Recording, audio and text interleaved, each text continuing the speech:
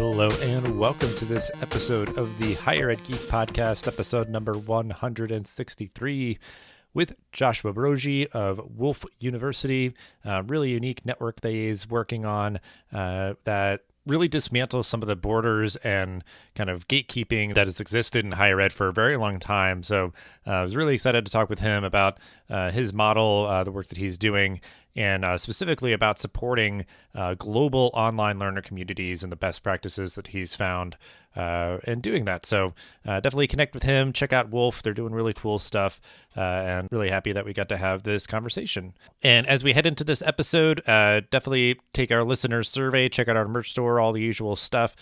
Check out the show notes for ways to connect with Joshua and Wolf. And also, as kind of a brief acknowledgement, if you follow me on social media, you know, this past week has kind of been weird for me. Just getting laid off from my day job, but still keeping the podcast going. Really appreciating my network and community of folks reaching out for support. So stay tuned for more updates on that front. But so glad that I can still bring this episode to you all on schedule. This is episode number 163 with Joshua Broggi. I am very excited for our topic and conversation today. I found out about Wolf as a organization a little while ago, and I was just immediately fascinated. So I'm glad to learn a little bit more myself and share this conversation out with everybody in our audience as well. So we will start out, though, as we always do, getting right into it here, having our guests introduce themselves and give a brief overview of their professional background and how they got to be where they are today. Excellent. Well, Dustin, many thanks for having me here. So, my own background is that I'm an American, but I've been living in Germany and the UK for most of the last 10 plus years. I was an academic for a long time on the faculty at the University of Oxford and the governing parliament of that university. So I did some kind of administrative work around new programs and rolling those out across the 38 colleges at Oxford and student admissions. But generally, I was a proper academic, so I was a lecturer in philosophy. But about 4 years ago, I started a new organization called Wolf University, which is the first global collegiate university to allow other education organizations to join as member colleges. And so as a collegiate university, we're like the University of California system or the University of London system, where other organizations can join. And then they fall within our kind of broader university system, but they have a lot of independence at the college level. So that's something that I've been really focused on for the last several years.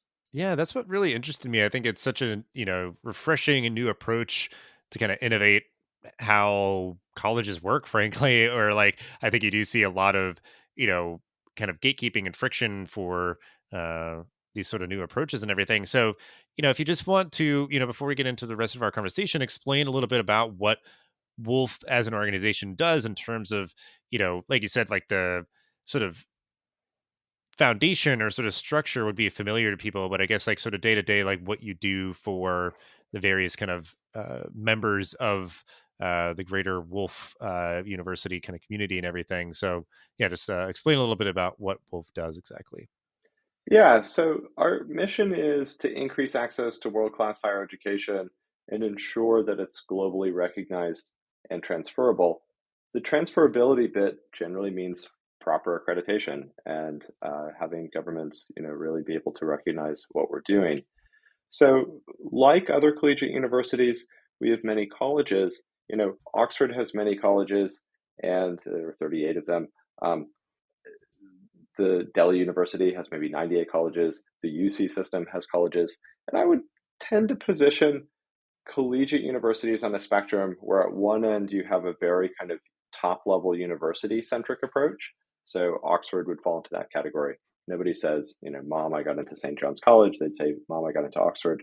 At the other end of the spectrum, you have kind of the college level focus. So at the University of London or in the UC system, you'd never say, I got into the UC system. You'd say, I got into Berkeley or I got into, King's College London. And so Wolf tends to fall in the middle there, where we really like to put our colleges front and center and support them by allowing them to have their own way of doing things within our policies, but really to own the relationship with students. And so we ended up with 3 levels as an organization. We have all of the colleges, We have software that tracks their activities to make sure it meets the general university standards. And then we have a regulatory and licensing practice. And so some college does something in our software and we match it to our regulatory licenses, and then it's an accredited program that they're offering. And that's a new system. I don't think there's ever been anything out there built quite like that, but it means that colleges can create new programs and have them accredited very, very quickly. Yeah, that is just kind of the the tagline I think here. The really the headline is just a premise or an opportunity to expedite innovation in the higher ed space with new programs or new institutions that maybe are focusing on particular populations or content areas or something, and just having all of that happen way more efficiently, and I think with sort of a lens towards a kind of global and online approach. So, and that's kind of what we wanted to talk about today is, you do just have this very unique vantage point at kind of the online global learner experience and everything. So, um, we'll start kind of just with sort of the widest view here. Like, what do you see as kind of the current landscape for online learner communities? These students who are in classes together, learning together, like, what are sort of uh, the current Mm, standards or sort of the current like zeitgeist, I guess, or sort of like, styles for facilitating that. Cause I think it is still something that's fairly, uh, fairly new in the yeah. sense that, institutions may have online students and international students, but it's like, they're still kind of anchored around their own sort of home countries, sort of, uh, I don't know, way of doing things. So yeah, I'll leave it there, very open ended, very broad, but just kind of yeah. What do you see as the current landscape here? Yeah, there's so many directions we could take this. But the first thing to note, I think, is that before COVID, the question in my mind would have been what percentage of brick and mortar university life is online? And we put some number on that, but the number is a lot higher after COVID. So if I'm enrolled at a physical campus, I might still submit all my homework online. I might do most of my studying in a library, but I'm not actually pulling physical books off the shelves. I'm reading PDFs or something like that. And then, the teacher maybe distributes some reading by email, and different things get submitted through maybe an LMS and so on. There's still like quite a bit of activity on a physical campus, which is itself online. It's not like aggregated into a single service, but they're just all these different touch points that are managed on the internet. When COVID hit, everything had to move online for most universities. So the kind of 27 or maybe 34,000 universities that are in the world, um, it all just generally moved 100% online. Many universities were not prepared for that transition, so it was a little bit chaotic. You might discover that you had a really good physical library, but not a very good digital library, or you had really good techniques as a teacher for engaging students in a classroom, but you had to discover new techniques for engaging them over Zoom or another video conferencing platform. So that was a big transition. And then as we come out of COVID, what does it look like for universities that have increased the percentage of their general online activities? So they've seen that there's a requirement to be more resilient in the online space for handling their kind of everyday functions. But also, as we move towards a world with more remote work, I think that the use of blended learning has increased a lot. So, like my first kind of point of call would be to say, even looking at traditional universities, what percentage of the activities is online? If it was maybe like, I don't know, gut check 30% to 50% Mhm. pre-pandemic, my guess would be it's over 50% post-pandemic. Um, you have that physical classroom experience, but then kind of everything else happens online, which is quite a lot. So on the Wolf side, we do get an insight into many different colleges and different countries and what they're doing, and there's a lot of diversity there. But we are really focused on which parts of their activities can be captured online. And if that one experience where they're in a classroom happens on Zoom or happens in a physical meeting, we're less concerned about that. It's all the peripheral stuff that we tend to be really focused on at Wolf. Gotcha.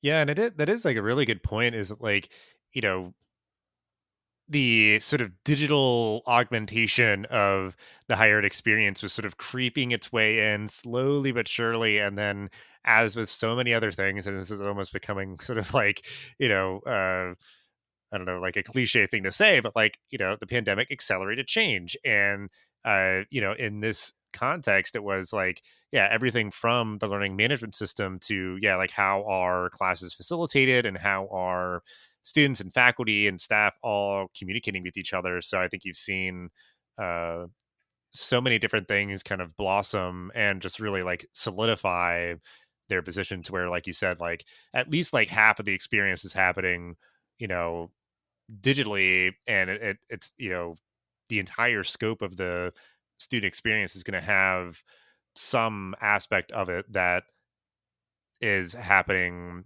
online. So, and yeah, I think just certain institutions or how a student studies, or just from kind of one even like semester to the next or something, for an individual student, like it's going to change of just sort of like, oh, I'm taking like more online classes or fewer, or um Yeah.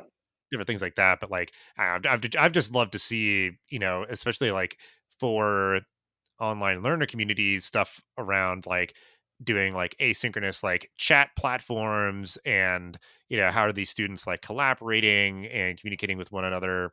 Because like, there's so many pain points around like if you're doing like a group project, or like if you're like confused about something, it can be hard to like you know get a response from a TA or a faculty Yeah. member, like when you want it or how you want it, that sort of thing. So those have been really cool aspects of sort of like, the current landscape. One way I like to think about it is what's the fidelity of communication, and then what's the fidelity of matching? And so, fidelity of communication would be like, well, an old analog corded telephone voice call had a certain like staticky sound to it.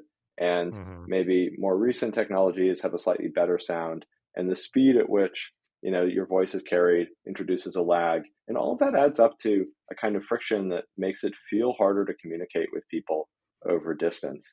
On the other hand, when you get a point-to-point connection online, you can get a much higher fidelity match between what you're interested in and maybe the course you want to take.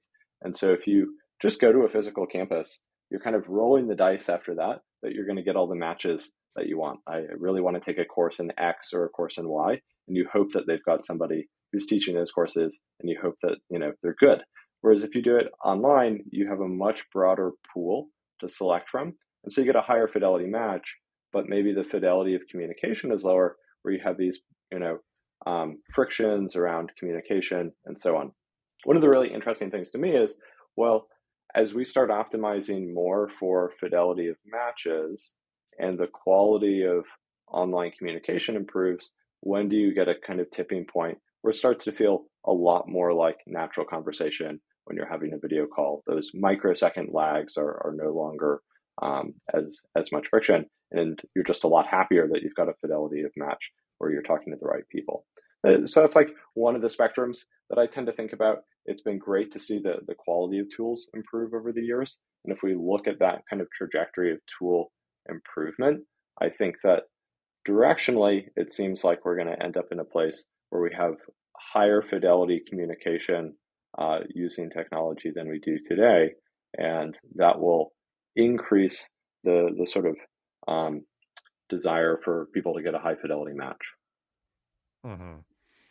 Well, and I think something else here, like it was kind of an interesting take of like where my brain went with like the fidelity is like, again, almost like, because my brain keeps going to just being really excited about more universities and programs and classes and everything, like integrating Slack, Discord, or any of the other tools or stuff like that. And like the idea of almost like the fidelity being where like, you know 'cause especially I guess like between students, or like because maybe it's hard like for a student with a faculty to you know have there be kind of a shared understanding here. But I was almost thinking about like, yeah, like students would be able to connect with one another about their class using like gifs and memes and whatever. If they're like, like, oh my god, like, this paper is so hard and whatever, like Yeah, they're at least like, getting some camaraderie and support from one another, and being like, well, hey, like, they might be sort of like, yeah, using gifs and stuff to like kind of get on with one another. But then like they can also just be in the same sort of breath, like, hey, well, like,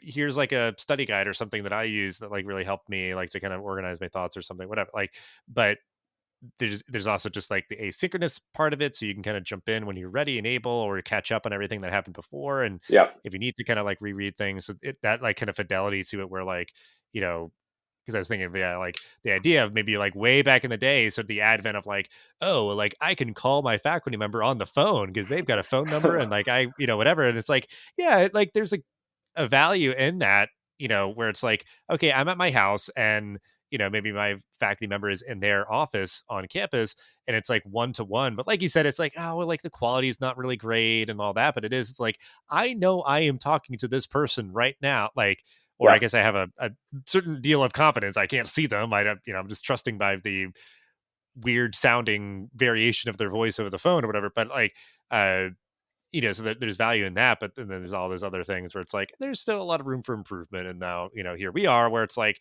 okay, I have, Zoom office hours. So it's like you can jump in, I can screen share, you see me, we're doing all this stuff, and like that just, uh, really has made such a huge positive impact in kind of the current landscape of, engaging learning communities, amongst each other and between like students and faculty and everything. But Yeah, there's a whole generation of students who are coming into university after the advent of smartphones, and for many of them, it's more natural to communicate online with their peers using tools like a smartphone and chat or GIFs or other async and mixed synchronous communication forms than maybe talking, right? So the irony is you get everybody into the same room and they all start texting or surfing on their phones.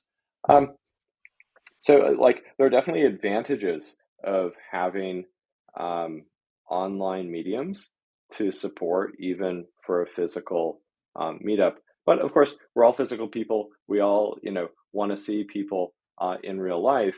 And one of the interesting phenomena that we've seen is kind of cloud-based communities that end up having physical presences. So we've got a couple mhm. colleges at Wolf which are kind of internet native and all the learning happens online, but they're starting to establish physical presences where a student can actually go stay in a residence hall. When they take their classes, they all have to get online, um, but then they can have meals together and they can socialize with each other and so on. So I think that's a really interesting direction where all the kind of learning which is deeply cognitive, is happening, on the internet, which is very information heavy, and then a lot of the socializing is broken out and separated from that and handled in residence halls and so on, which are independent of exactly who they might be connecting with. And so, in that kind of scenario, what are you doing? You're optimizing for the highest fidelity connection with the best courses, and then you're optimizing for the highest fidelity communication with your peers. Yeah, I do like that idea, because I do think you're getting a bit of the best of both worlds there, for sure, with that kind of model. Um, but I think something that's on my mind here, so I'm going to kind of lead the question a little bit. Yeah. So, thinking about like the struggles, doing all this kind of work, something that came to mind, and I'm just curious your sort of point of view, because I think this applies to faculty, staff, and students, is sort of like, as much as like, we think of people as, especially students nowadays, as like digital natives, or just like everything's so ubiquitous. So I'm like, sure, everybody knows exactly how to use things and all that. But like for everybody in this experience, I think there's, you know, that assumption that everybody has digital literacy, but it's something that I think we can certainly do a lot better in, uh, guiding people towards. It's just how to effectively know, like, which platform and tool is going to be the best to communicate or do things depending on what you need, and different things like that. But yeah, I'm just thinking about the struggles here to sort of acknowledge sort of the friction points, as much as this has been something that's sort of been kind of seeping its way into the university experience and accelerated so much over the past 2 years. But where do you see those struggles? And I think my mind is going towards one of them being like digital literacy for faculty, staff, and students. But um, if you want to tackle that one or anything Yeah. else, I'm just curious what's on your mind there for sort of the struggles. Yeah, I think, because there tends to be an age gap, we've usually seen the bigger struggle on the faculty side. When the pandemic first hit, we were supporting one organization where a number of the faculty didn't actually have their own home computers, and Mm. they would hold classes by teleconference call with like an analog telephone. And so it was a big leap to get them totally integrated and home setup and onto a learning platform and using that every day. Whereas their students, in some cases, were in Shanghai and China, and were digital natives, and were just going so much faster than them in terms of their ability to process a new tool and to use different kinds of technology. So we have seen, the staff struggle more than the students. That's sort of like the general picture. But you can't just assume that because people are coming from a lot of different backgrounds. And so it is important, in the same way that you would check literacy going into an institution, to have a kind of leveling up program. Many institutions have like a writing center if people haven't got the kind of high school or school level education in a certain area. You probably need some equivalent to that in technology, just to make sure that everybody who comes in knows how to use all the tools. And you get students from a different background, and maybe they haven't had as much exposure. And so you do need to be able to support for that. But the sort of broad assumption, cutting across a huge range of backgrounds that we've seen, proven over and over, is that the students are are really competent with online tools. They're not fussed by big changes in technology. They've got 30 tabs open, and they're switching between platforms really fluidly, and they don't seem to experience a lot of friction in those changes. Whereas we tended to anticipate on our side that it was going to be like really hard to move between platforms. So we had to like really reduce the friction there, and design the experience in a really optimal way. And in general, we've seen that that's just less true than we anticipated. That students are pretty comfortable jumping between different kinds of web applications. Yeah, and I think it's the idea where like they would need the least support for sure. Like I think, you can do sort of an online orientation, just at least like acknowledge like, okay, so here are the tools you're going to be using. And like, if you need more support, like here's some like user guides or whatever.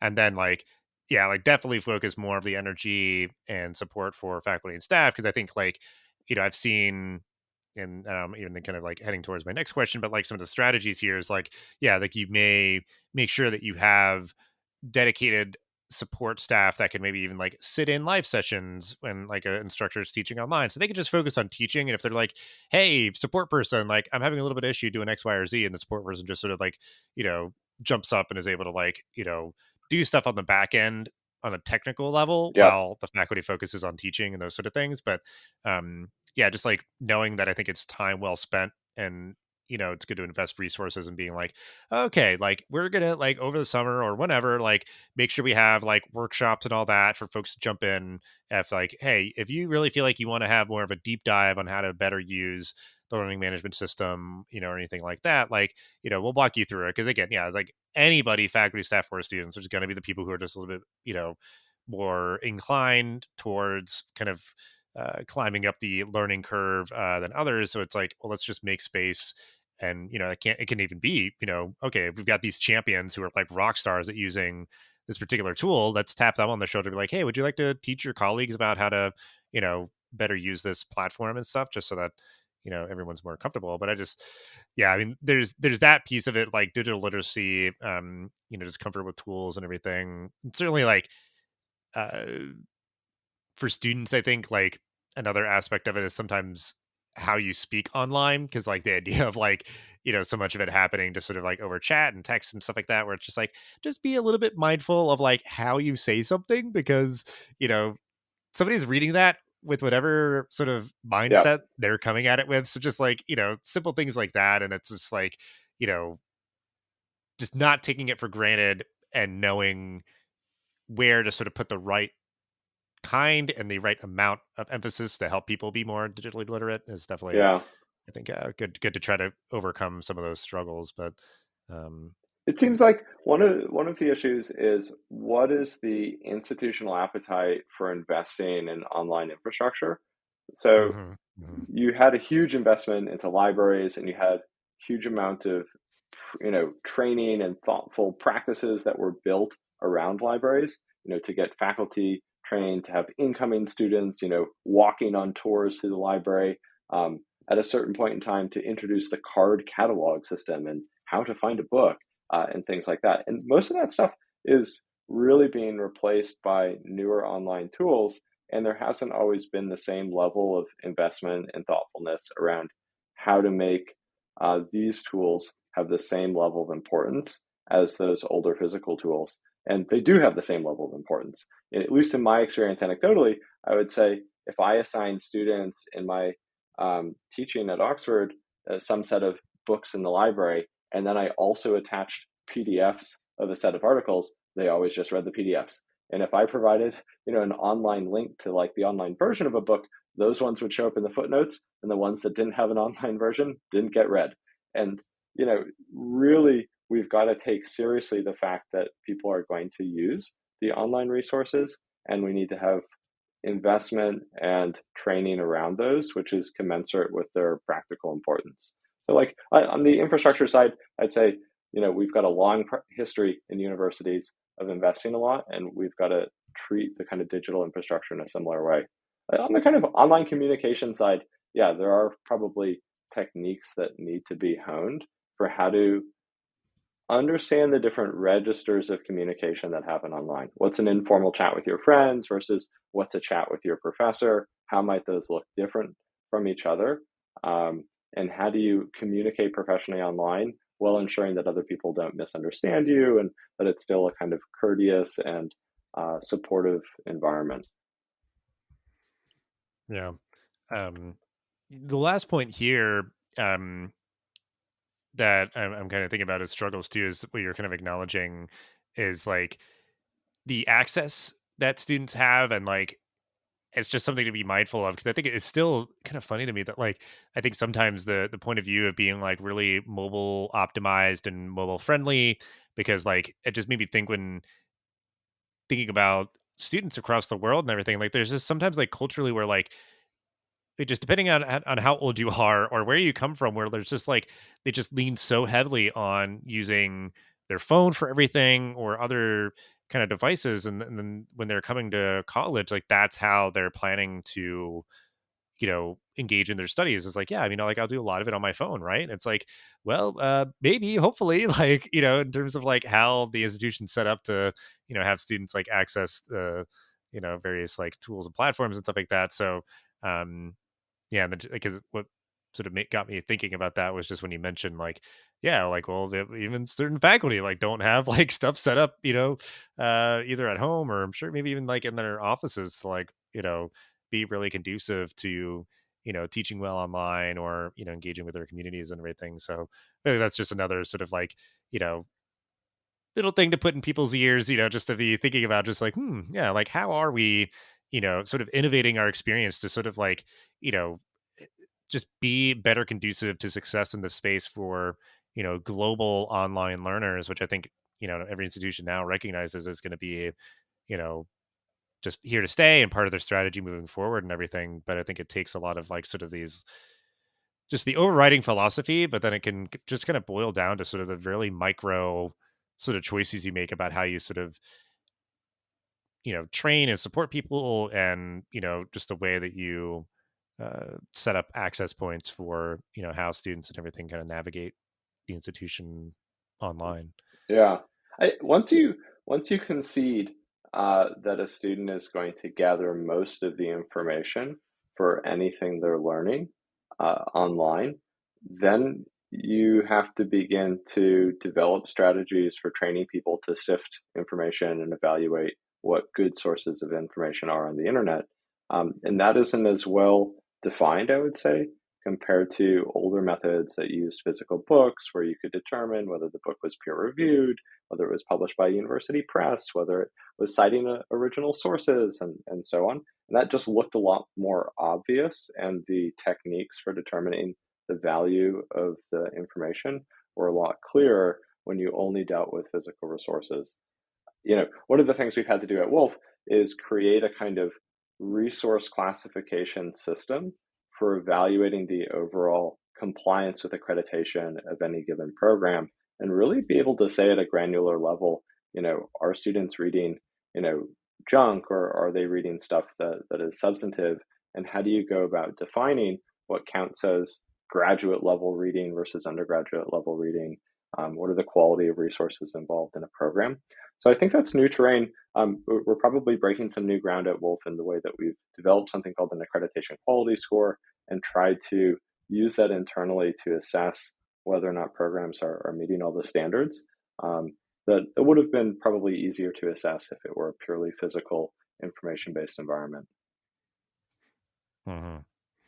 Well, yeah, I mean, I think that'll be one of my kind of final questions as we're winding down here is just sort of if you want to sort of highlight strategies that you've seen be successful here and sort of all the things that we've talked about it. I think you've kind of noted a few sort of ideas or philosophies as well, but just anything as granular, sort of specific as you might want to get. And I think if you want to just lead towards what I wanted to ask after this about like resources, you could kind of just, combine these next two questions about sort of like sharing resources that could help people have strategies to be successful here and engaging these, global online learner communities and everything. But, try to get down to stuff that folks can take away as some homework, some stuff to take a look at. Yeah, it's really interesting. My guess would be that there are some points of commonality between the way Wolf's colleges teach their students. And so we see that engaging in a community of peers is really important. We see that feedback provided by teachers to students on a regular basis tends to improve student outcomes. And some of those points are really common. And there have been a lot of studies around students being more successful when they have peer support and when they get some grades, even if they're not final grades from a teacher on a regular basis. But Wolf has colleges in at least 7 countries. And so there's also a lot of diversity, and what looks like a good online learner experience in India might not be the same as in Nigeria or in Latin America. And so it's exciting to see the ways different communities have evolved their own methods of engaging their learners to produce successful outcomes. There's not like a one size all solution that we've seen. And it varies both in terms of like national or local culture as well as the program involved. So, the way the computer science students are getting together is really different than the way the philosophy students are getting together to support each other and to lead to good outcomes. So that's been exciting to see. We're kind of generally pedagogically agnostic as to what the right solution is, provided it's leading to the outcomes that we think are really important in terms of student success.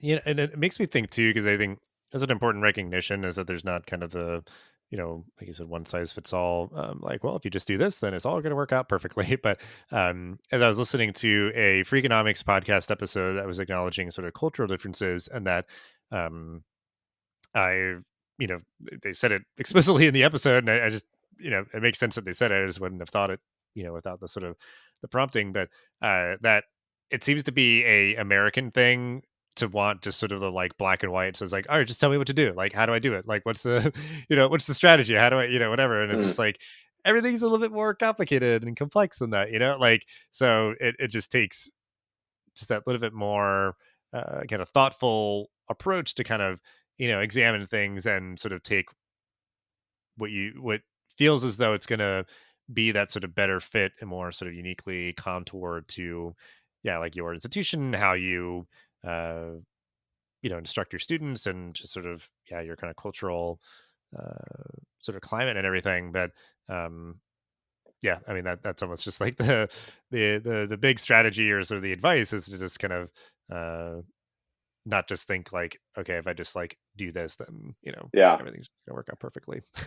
Yeah, I would say that we were more opinionated pedagogically as an organization when we started, and we tended to promote certain learning styles.